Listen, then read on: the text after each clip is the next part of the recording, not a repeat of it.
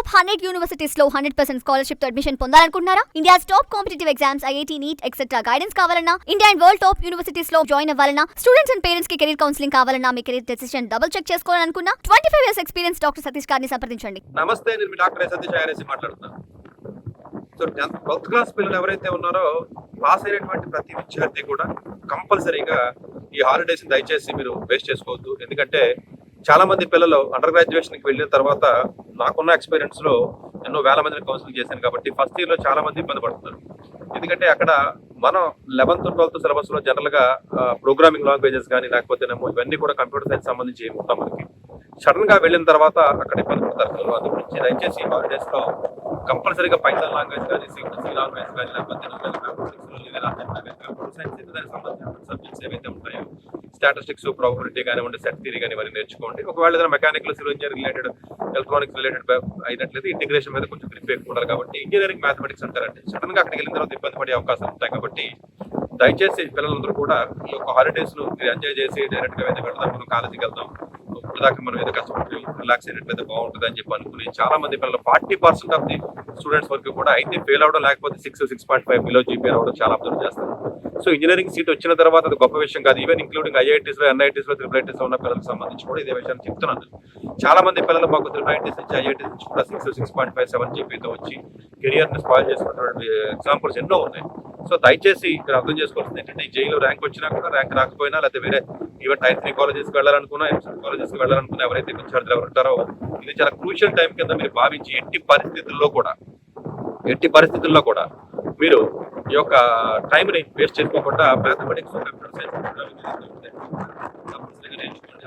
Of course communication skills, life skills నేర్చుకుంటే మంచిది. But అవి ఓకే, లేకపోతే తర్వాత డెవలప్మెంట్ ఆఫ్ టైం వచ్చే అవకాశం ఉంది కాబట్టి ఇబ్బంది ఉండదు.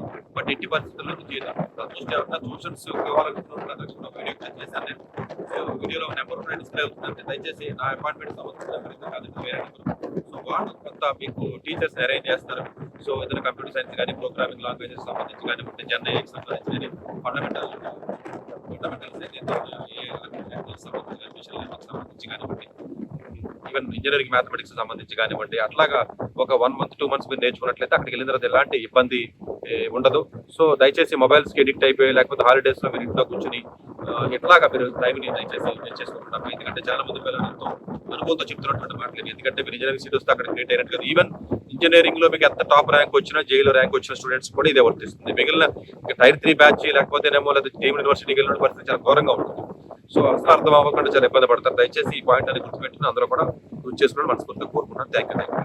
డాక్టర్ ఎస్ సతీష్ గారు ఏపీ, తెలంగాణ విద్యార్థులకు సుపరిచితమైన పేరు. సతీష్ గారు 2001 యూపీఎస్సీ పరీక్షల్లో ఇండియన్ రైల్వే విభాగంలో ఉద్యోగం సాధించారు. సతీష్ గారు చదివిన చదువులు engineering, M Tech, MBA, executive MBA, MSc, MBA HR, MS psychology లాంటి పోస్ట్ గ్రాడ్యుయేషన్ డిగ్రీతో పాటు డాక్టరేట్ కూడా చదవటం జరిగింది.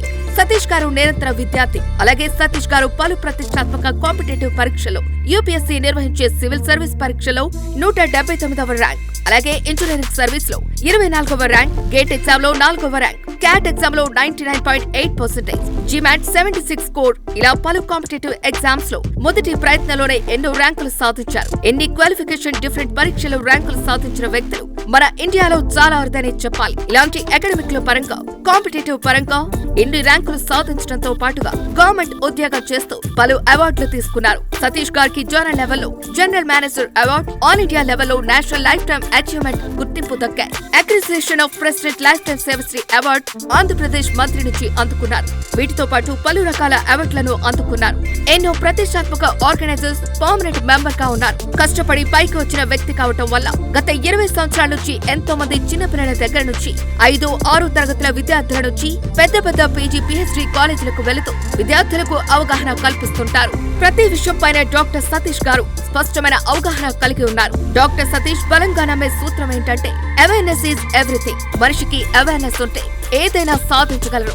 ఒక్క మోటివేషన్ తోనే కాదు, ఏది చేయాలి, ఏది చేయకూడదు, ఎలాంటి డెసిషన్ తీసుకోవాలి అన్న విషయాలపై, ముఖ్యమైన విషయాలపై అవగాహన కల్పిస్తుంటారు. అలాగే గవర్నమెంట్, ప్రైవేట్ జాబులే కాకుండా ప్రపంచ దేశాల్లోని జాబ్స్ పై కూడా అవగాహన కల్పిస్తుంటారు. ఉద్యోగాలతో పాటు పెద్ద చదువులైన ఐఐటి వంటి వాటిపై సెషన్స్ నిర్వహిస్తూ ఉంటారు. ఇప్పటి వరకు 3 లక్షల సెమినార్స్ ఒక్క రూపాయి తీసుకోకుండా ఉచితంగా నిర్వహించారు. ఇందులో భాగంగా మన 99 టీవీ ద్వారా విద్యార్థులకు మోటివేషన్ ఇవ్వటానికి మీ ముందుకు వస్తున్నారు డాక్టర్ సతీష్ గారు.